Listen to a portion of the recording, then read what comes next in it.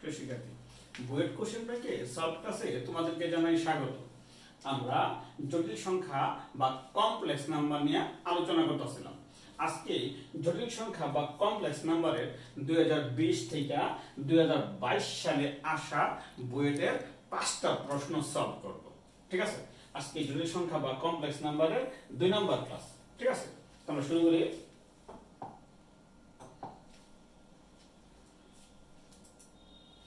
দেখো, বিগত বছরের বিভিন্ন প্রকৌশল বিশ্ববিদ্যালয়ে আসা প্রশ্নের সমাধান ক্লাসে তোমাদেরকে জানাই স্বাগত। আমরা জটিল সংখ্যা বা কমপ্লেক্স নাম্বার নিয়ে আলোচনা করতেছিলাম। আজকে জটিল সংখ্যা বা কমপ্লেক্স নাম্বারের 2 নম্বর ক্লাস। এর আগে আমরা একটু দেখে আসি পূর্ব পাঠে আমরা কি পড়ছিলাম। পূর্ব পাঠে আমরা 2022 থেকে 2023 সালে আসা, মানে 22 সাল আর 23 সালে আসা বুয়েটের 5টা প্রশ্ন সলভ করছিলাম। ঠিক আছে, চলো বুয়েট প্রিলি 2022-23। তাহলে সমস্যা 6। তার মানে এর আগে আমরা 5টা প্রশ্ন সলভ করছিলাম। একটা জটিল সংখ্যা দিয়ে দিছে -6 মাইনাস রুট 2i এর আর্গুমেন্ট কত। তার মানে এখানে জটিল সংখ্যার মডুলাস চাইছে না, শুধুমাত্র কি আর্গুমেন্ট চাইছে। তাহলে মডুলাস ও আর্গুমেন্ট নির্ণয় এটা খুব গুরুত্বপূর্ণ একটা টপিক।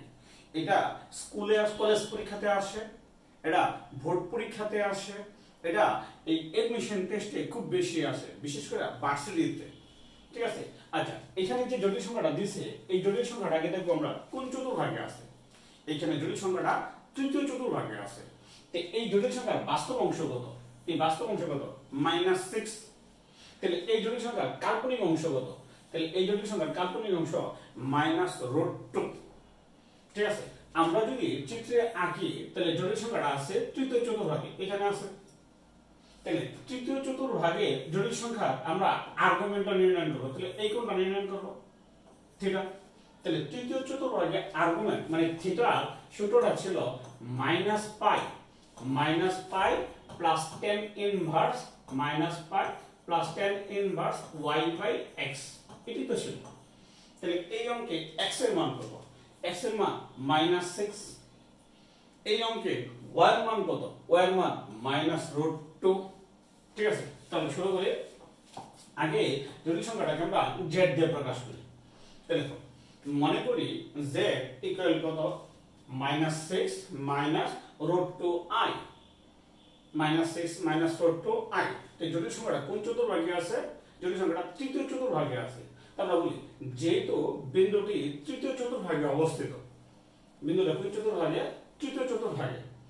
যেহেতু বিন্দুটি তৃতীয় চতুর্ভাগে অবস্থিত, তাহলে আর্গুমেন্ট কি? তাহলে সুতরাং আর্গুমেন্ট থিটা ইকুয়াল কত? আর্গুমেন্ট থিটা হলো -π প্লাস tan ইনভার্স y/x।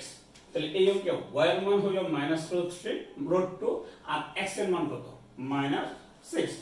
তাহলে -π প্লাস tan ইনভার্স কত? y/x।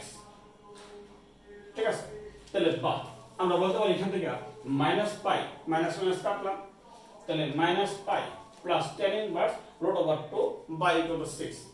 এটা ক্যালকুলেটরে তোমরা রেজাল্ট আগে ফেলবা। এটা সুন্দর কোনো কোণ আসবে না, যেমন 30 ডিগ্রি 45 ডিগ্রি 60 ডিগ্রি বা 90 ডিগ্রি, এরকম কোনো সুন্দর কোনো কোণ আসবে না। এটা আমরা ক্যালকুলেটরে মাথা ভাই করে ফেলবো। তাহলে আসে কত? -166.3।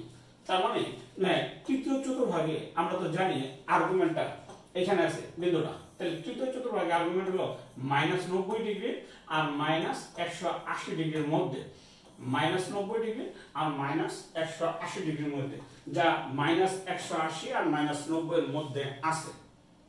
ঠিক আছে, তাহলে নেক্সট আমরা তারপরের প্রশ্নটা সলভ করি। খেয়াল করো, বুয়েট প্রিলি 2020-21 সেশনে আসছে সমস্যা 7। আজকের দিনে 2 নম্বর প্রশ্ন, মানে 7 নম্বর প্রশ্ন। বলছে এটা একটা জটিল সংখ্যা, এর আর্গুমেন্ট কত? সেম প্রশ্ন। তার মানে আগের অঙ্কটা ছিল একটা জটিল সংখ্যা z equal x plus iy, এই ফর্মে দেওয়া ছিল একটা জটিল সংখ্যা। তাহলে x প্লাস iy, এখানে কি x প্লাস iy ফর্মে আছে? না, এখানে x প্লাস iy ফর্মে নাই। তাহলে আগে আমরা x প্লাস iy ফর্মে আনবো, আইনার দেখবো সেটা কোন চতুর্ভাগে আছে, তারপরে আমরা আর্গুমেন্টটা নির্ণয় করব। তাহলে আর আমরা দেখাইছি একটা জটিল সংখ্যা যদি এই ফর্মে থাকে, ধরো x plus I Y by মনে করো a প্লাস আই বি, এই একটা জটিল সংখ্যা আছে, উপরে জটিল সংখ্যা নিচে জটিল সংখ্যা, তখন আমরা কি করছি, তখন আমরা নিচে যা আছে তার অনুভঙ্গি দ্বারা লব ও হরকে গুণ করছি। ঠিক আছে, এখানে তো স্কয়ার 4 আছে, তাহলে করি আগে দেখো দাও কি জটিল সংখ্যাটা কি দেওয়া আছে, তাহলে মনে করি এটাকে আমরা z দ্বারা প্রকাশ করলাম, z ইকুয়াল কত, তাহলে 1 plus i whole square by 1 minus i whole to the power 4। তাহলে আমি এখানে স্কয়ার আর হোল টু দি পাওয়ার 4 টা সরাবো, তাহলে উপরে কি আছে 1 প্লাস i হোল স্কয়ার। তাহলে এখানে 4টাকে এই 4টাকে আমরা হোল স্কয়ার লেখা আবার স্কয়ার করি, তাহলে 1 মাইনাস i হোল স্কয়ার লিখে আমরা আবার স্কয়ার করি, তাহলে সমান। এখন উপরে সূত্র ভাঙাই, নিচে সূত্র ভাঙাই, তাহলে এইখানে যদি আমি a plus b whole square সূত্র ভাঙাই, তাহলে a square plus 2ab plus b square, a square plus 2ab plus b square. এইখান থেকে আমি বলতে পারবো a minus b whole square, তাহলে a square minus 2ab plus b square, এই স্কয়ারটা তো থাকবেই, এই স্কয়ারটা তো থাকবেই, তাহলে a square minus 2ab plus b square লিখলাম। খেয়াল করো, তাহলে এই i স্কয়ারের পরিবর্তে -1, আবার এই i স্কয়ারের পরিবর্তে -1 বসাই দিই, বসাই। খেয়াল করো, তাহলে 1 প্লাস 2i, i স্কয়ারের পরিবর্তে আমি -1 বসাইলাম, আবার এখানেও i স্কয়ারের পরিবর্তে আমি -1 বসাইলাম, 1 minus 2i minus i whole square. তুমি সাইডে লিখে দিতে পারো, যেহেতু i স্কয়ার ইকুয়াল টু -1, যদি একাডেমিকে আসে এগুলো তোমরা লিখবো। তাহলে এইখান থেকে আমরা এই লাইনটাই আবার লিখি আমরা, ঠিক আছে, তাহলে এই লাইনটা আমরা আবার লিখলাম। খেয়াল করো, তাহলে এখন যদি এইখান থেকে +1 এই -1 কাটা যায়, আবার এইখান থেকে এই +1 এই -1 কাটা যায়, কাটলাম, তাহলে সমান উপরে হবে 2i, নিচে হবে -2i হোল স্কয়ার। তাহলে উপরে 2i থাকলো আর নিচেরটা কত 4i স্কয়ার, তাহলে উপরে 2i থাকলো, ঠিক আছে, নিচে কত 4i স্কয়ার। তাহলে এইখানে i স্কয়ার মান কত -1, 2 দিয়ে কাটাকাটি করি, ঠিক আছে, উপরে কত 2i, নিচে কত -4। এখন এইখানে যদি আমি 2 দিয়ে কাটাকাটি করি তাহলে নিচের 2, আমি এটাকে a প্লাস ib ফর্মে লিখি, তাহলে 0 মাইনাস হাফ i, এখানে কত আছে হাফ i, 2 দিয়ে কাটলে কত হাফ, তাই আমি লিখতে পারি 0 মাইনাস কত হাফ i, ঠিক আছে। এইটাই আমরা আরেকবার লিখলাম উপরে। তাহলে এখন তো জটিল সংখ্যাটা x প্লাস i এই ফর্মে আছে, তখন এখানে x এর মান কত 0, এখানে y এর মান মানে কাল্পনিক অংশ কত -1/2। তাহলে আগে আমরা বলি জটিল সংখ্যাটা কোন চতুর্ভাগে আছে। খেয়াল করো, এখানে বাস্তব অক্ষ 0, কাল্পনিক অক্ষ কত -1/2, তাহলে -1 নিচে আছে, তার মানে জটিল সংখ্যাটা কাল্পনিক অক্ষ আছে, কাল্পনিক অক্ষের নিচ দিক দিয়ে আছে, উপর দিক দিয়ে না, যেহেতু মাইনাস, ঠিক আছে। আমরা বলি যেহেতু বিন্দুটি কাল্পনিক অক্ষে অবস্থিত, এটা কাল্পনিক অক্ষে আছে, কাল্পনিক যদি এটা প্লাস থাকতো, যদি এটা প্লাস থাকতো তাহলে এটা কি এই উপর দিক দিয়ে হতো, তাহলে কোনটা হতো পজিটিভ, যেহেতু মাইনাস তাহলে নিচ দিক দিয়ে হবে, তো নেগেটিভ। তাহলে সুতরাং আর্গুমেন্ট থিটা ইকুয়াল টু কত -tan inverse y by x, তাহলে এই অঙ্কে y কত -1/2, x কত 0, তাহলে থিটা ইকুয়াল টু কত -tan inverse y by x। তার মানে এই সামথিং বাই 0 অসংজ্ঞায়িত 90 ডিগ্রি, তাহলে -π/2, তাহলে -π/2। হ্যাঁ ঠিকই আছে, জটিল সংখ্যাটা যেহেতু কাল্পনিক অক্ষে আছে, তাহলে কাল্পনিক অক্ষে থাকলে হয় উপর দিক দিয়ে যদি হয়, হ্যাঁ তাহলে পজিটিভ 90 ডিগ্রি, আর নিচে লিখে নেগেটিভ 90 ডিগ্রি, তাহলে এই অঙ্কের আর্গুমেন্ট কত -π/2, ঠিক আছে। আমরা পরের প্রশ্নে আসি। দেখো বইয়ের প্রিলি 2020-21 আছে, প্রশ্ন বলছে প্রশ্ন 8 2i এর বর্গমূল নির্ণয় করো। এটা তো একেবারে ইজি একটা প্রশ্ন, একেবারে ইজি একটা প্রশ্ন, এই অঙ্কটা অনেকবার ইয়েতে আসছে, একাডেমিকেও আসে। তো আমরা করি। তো বর্গমূল নির্ণয় আমরা একাডেমিক ক্লাসে পড়ছি, বর্গমূল নির্ণয় করার দুইটা পদ্ধতি, একটা পর্যবেক্ষণ পদ্ধতি আর একটা বিধিবদ্ধ পদ্ধতি, ঠিক আছে? তাহলে আমরা বর্গমূল সাধারণত আমরা পর্যবেক্ষণ পদ্ধতিতে করি, বিধিবদ্ধ পদ্ধতিতে করলে অনেকটা বড় হয়ে যায়। তাহলে করি, খেয়াল করো এখানে জটিল সংখ্যাটা কি দেওয়া আছে, 2i।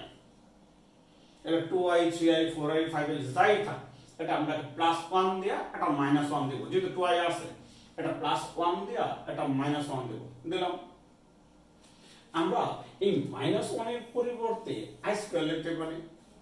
তাহলে -1 এর পরিবর্তে আমি i স্কয়ার লিখি, তাহলে কেমন i square, a square + b square হয়ে গেল, মাঝখানে একটা 2ab দিই, তাহলে মাঝখানে একটা 2ab দিলাম। এখন 1 কে যদি আমি a ধরি আর i কে যদি আমি b ধরি, a square + 2ab + b square সূত্র কি a + b হোল স্কয়ার, তাহলে 1 + i হোল স্কয়ার। এখন বর্গমূল নির্ণয় করব। তো বর্গমূল নির্ণয় করলে এখান থেকে স্কয়ারটা যাবে গা, সামনে প্লাস মাইনাস হবে নাকি? তাহলে সুতরাং নির্ণয় বর্গমূল স্কয়ারটা যাবে গা, প্লাস মাইনাস হবে, তাহলে প্লাস মাইনাস 1 প্লাস কত i, এটাই বর্গমূল, এটাই রেজাল্ট। ছোট্ট একটা প্রশ্ন। নেক্সট আমরা তারপরের প্রশ্নটা সলভ করি। খেয়াল করো এটা ব্রেড প্রিলিতে আসছে 20-21-এ। তাহলে প্রশ্ন কত, 9 বলছে 7 - √2i এর বর্গমূল নির্ণয় করো। তার মানে প্রিলিতে বর্গমূল মডুলাস আর্গুমেন্ট এটা খুব গুরুত্বপূর্ণ টপিক। তাহলে এখানে বলতেছি, তাহলে এই জটিল সংখ্যার বাস্তব অংশ কত, 7, তাহলে কাল্পনিক অংশ কত, 30 √2i মাইনাস আছে নাকি? তাহলে লিখি, আমরা পর্যবেক্ষণ পদ্ধতিতে করব, করি। তাহলে আগে জটিল সংখ্যাটা লিখি, কি দেওয়া আছে, 7 - 30 √2i। তাহলে পর্যবেক্ষণ পদ্ধতিতে একটা কথা বলি, বাস্তব অংশে কি আছে, এখানে বাস্তব অংশ কি আছে প্রথম তাকেও দেখার দরকার নেই, বাস্তব অংশে যা আছে তা দিয়ে দিই। তো বাস্তব অংশে এখানে 7 আছে, 7 দিয়ে দিলাম। তাহলে এখানে কাল্পনিক অংশটাকে আমাদের উদ্দেশ্য হলো এই ফর্মে আনা। তাহলে a + b whole square, a + b whole square সূত্র হলো a square + 2ab, a square + 2ab + b square, এই ফর্মে আনবো। বা প্লাস থেকে প্লাস হবে, মাইনাস থেকে কি দেব, তাহলে এখানে মাইনাস হবে। তাহলে এখানে কাল্পনিক অংশটুকুকে সবসময় 2 দিয়ে ভাঙাই লিখতে হয়। আগে 2i এই ফর্মে ভাঙাই লিখব, কাল্পনিক অংশটুকুকে আগে আমরা 2 দিয়ে ভাঙাই লিখব। তাহলে এই 2ab আনার জন্য, এই 2ab টা আনার জন্য 2 দিয়ে ভাঙাই লিখলাম, ঠিক আছে? এখন আমার ab দরকার, a ইনটু কত b দরকার, এই 2i টুকু বাদ দিলে বাকিটুকু ab। তাহলে এই অঙ্কে ab হলো 15√2, 2i টুকু বাদ দিলে বাকিটুকু ab, তাই 15√2 লিখব। দেখেন মনে করো এখানে √2 আছে, কোনো আপত্তি নেই, আজ এটা পরে দিয়েছি আমরা। তাহলে 15টাকে তার উৎপাদকে বিশ্লেষণ করব। তাহলে করি, তাহলে এমন ভাবে উৎপাদকে বিশ্লেষণ করব যাতে বর্গ কইরা যোগ বা বিয়োগ করলে যাতে এই বাস্তব পার্টটা পাওয়া যায়। তাহলে 1 কে বর্গ করলে 1 আর 15 কে বর্গ করলে 225, কখনোই 7 আসবে না। তাহলে আমি যদি এটাকে 3 × 5 লিখি, তাহলে 3 × 3 = 9 আর 5 × 5 কত, 25। ওইখানে √2 আছে, ধরো আমি এখানে √2টা দিলাম, ধরো আমি এখানে √2টা দিলাম, একই তো কথা। তাহলে এখানে যদি √2 দিই, এখানে যদি √2 দিই, তাহলে এই 3√2 এটা যদি আমরা a ধরি, ধরো 3√2 এটা যদি আমরা a ধরি, তাহলে 5টাকে যদি b ধরি, তাহলে 3√2 রে বর্গ করলে কত, 18, 3 × 3 = 9, 9 × 2 = 18, আর 5 কে বর্গ করলে কত, 25। তাহলে 25 থেকে 18 বিয়োগ করলে কত, 7। তাহলে আমরা এই 15টাকে ভাঙবো 3 × 5 দিয়ে, বাস্তব অংশ রইল। তাহলে 15টাকে ভাঙবো 3 × কত, 5 দিয়ে, তাহলে কত, 5 × 3 × 2√i দিলাম। এখন আসো তাহলে বাস্তব অংশ, তাহলে এই 3√2 এর যদি আমরা a ধরি আর 5 কে যদি b ধরি, বা একটা যে একটা যে b ধরে লইছে, তাহলে 25 থেকে 18 বিয়োগ করলে 7। তাহলে 25 থেকে আমরা 18 বিয়োগ করি, বাকিটুকু ঠিকই রইল, বাকিটুকু ঠিকই রইল। এখন এই 25 কে লিখি আমরা 5 স্কয়ার, a স্কয়ার আর b স্কয়ার সবসময় পজিটিভ, এটা স্কয়ার, আর -18 এটা b স্কয়ার। তাহলে 3√2 সাথে একটা i দিয়ে দিই, সাথে একটা আই দিয়ে দিলাম, টা স্কয়ার প্লাস বি স্কয়ার, মাঝখানে মাইনাস 2ab তো মাইনাস 2 a কত 5 b কত 3√2y মাইনাস 2ab। ঠিক আছে, আমরা এই লাইনটাই আমরা আবার লিখলাম, খেয়াল করো তাহলে a minus b whole square, তাহলে 5 মাইনাস 3√2i হোল স্কয়ার লিখলাম। এখন a minus b whole square ভাই a plus b whole square ফর্মে আসছে পর্যবেক্ষণ পদ্ধতিতে, এই স্কয়ারটা আমরা বাদ দিয়ে দিব, সামনে আমরা প্লাস মাইনাস দিব বর্গমূল করার সময়। সুতরাং নির্ণয় বর্গমূল, স্কয়ারটা বাদ দিব, প্লাস মাইনাস দিব, অবশ্যই ব্র্যাকেটটা দিব, এই ব্র্যাকেটটা অবশ্যই দিতে হবে। তো ব্র্যাকেটটা যদি না দিই তাহলে প্লাস মাইনাসটা শুধু 5 এর মধ্যে আসছে, তাহলে এটাই आंसर। নেক্সট আমরা আরেকটা প্রশ্ন সলভ করি, এটাই শেষ প্রশ্ন, বইয়ের 20-21। তাহলে 10 নম্বর প্রশ্ন, এটা পোলার আকারে প্রকাশ করতে বলছে। তো তোমরা জানো পোলার আকারে প্রকাশ করতে বলছে, এটা জটিল সংখ্যার পোলার আকার কোনটা? তাহলে জটিল সংখ্যার এটা পোলার আকার হলো z হলো r * cos θ + i sin θ, r * cos θ + কত i sin θ।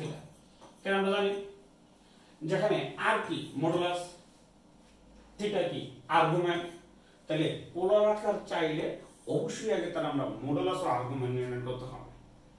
তাহলে এই জটিল সংখ্যার বাস্তব অংশ কত -1, তার কাল্পনিক অংশ কত √3। তাহলে আগে আমরা z দ্বারা প্রকাশ করি, লেখো খেয়াল করো, তো মনে করি z ইকুয়াল টু এত, তাহলে দেখো মনে করি z ইকুয়াল কত -1 প্লাস √3i, -1 প্লাস √3i। ঠিক আছে, এখন এর মডুলাস বের করি। সুতরাং মডুলাস অফ z, তাহলে -1 প্লাস √3i লিখলাম। তো অবশ্যই আমাদের এখানে পরম মানটা দিব, দিলাম। কারণ তোমরা জানো একটা জটিল সংখ্যার পরম মান যদি x + i হয়, একটা জটিল সংখ্যা, তাহলে পরম মানটা যদি তুলি তাহলে √x² + y², এটা আমরা জানি একাডেমিক এগুলো পড়েছি। তাহলে √x² + y² -1² প্লাস কত √3², তাহলে x² + b², তাহলে 3 আর একে 4, এর বর্গমূল কত 2। আচ্ছা, এই জটিল সংখ্যাটা কোন চতুর্ভাগে আছে? -1 প্লাস √3, তার মানে খেয়াল করে দেখো -1 প্লাস √3 জটিল সংখ্যাটা দ্বিতীয় চতুর্ভাগে আছে। তাহলে জটিল সংখ্যাটা কোন চতুর্ভাগে আছে?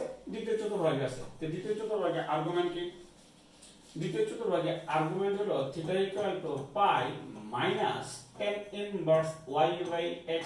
এগুলো তোমাদের একাডেমিকে পড়েছি আমরা। তো বলি যেহেতু বিন্দুটি দ্বিতীয় চতুর্ভাগে অবস্থিত,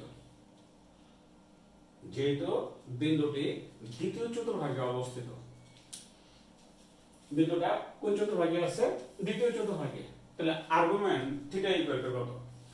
তাহলে আর্গুমেন্ট θ হলো π minus tan inverse y/x, π minus tan inverse y/x। তো y এর মান কত √3, x এর মান কত -1। অবশ্যই আমরা এখানে কি করব? পরম মানটা দেব, তাহলে θ = কত π minus tan inverse √3, π minus tan inverse √3। এই লাইনটাই আমরা আরেকবার লিখলাম। ঠিক আছে, তাহলে π মাইনাস tan ইনভার্স √3। এখন প্রশ্ন √3 tan 60 ডিগ্রির মান, তাই √3 tan 60 ডিগ্রির মান, এটা একবার লিখলেই হয়। ঠিক আছে, তাহলে ক্যালকুলেশন করলে কত 2π/3, হ্যাঁ 2π/3 মানে 120 ডিগ্রি। ঠিক আছে, তাহলে জটিল সংখ্যাটা যদি দ্বিতীয় চতুর্ভাগে থাকে, তাহলে আর্গুমেন্ট কত 90 ডিগ্রির চেয়ে বড়, 180 ডিগ্রির চেয়ে ছোট। তাহলে 90 ডিগ্রির চেয়ে বড়, 180 ডিগ্রির চেয়ে ছোট যা আছে। তাহলে আমরা পোলার আকার বাই করি। তাহলে z এর পোলার আকার সূত্রটা কি ছিল? r * cos θ + i sin θ, r * cos θ + i sin θ। তাহলে r এর মান কত ছিল 2, r এর মান কত ছিল 2, θ এর মান কত 2π/3। তো মান দুটো বসাই দিই, r এর মান 2 আর θ এর মান কত 2π/3। এটাই आंसर।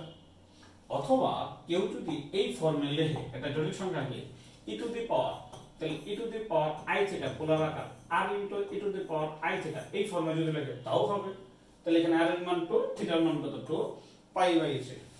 ঠিক আছে, তো আমরা পাঁচটা প্রশ্ন সলভ করলাম। তাহলে এই ক্লাসটা এই পর্যন্তই ছিল। তাহলে ধন্যবাদ, ভালো থেকো, সুস্থ থেকো।